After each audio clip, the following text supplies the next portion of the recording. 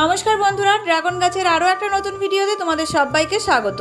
এখানে যে ড্রাগন গাছগুলো দেখছো সেগুলো কিন্তু পিঙ্ক পার্পেল ভ্যারাইটির ড্রাগন ফলের গাছ।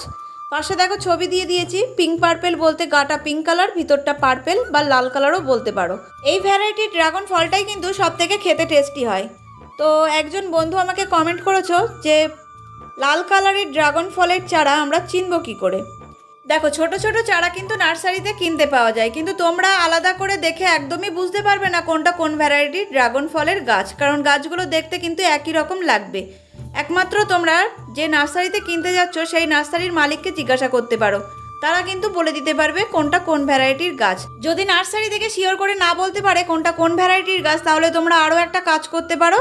যদি কোনো পরিচিত মানুষের বাড়িতে লাল কালারের ড্রাগন ফলের গাছ থাকে, সেখান থেকে একটা ডাল কেটে নিয়ে এসে নিজের বাড়িতে চারা তৈরি করে নিতে পারো। আর চারা তৈরি করা খুবই সহজ ব্যাপার, আমার চ্যানেলে ভিডিও দেওয়া আছে, চাইলে দেখে নিতে পারো।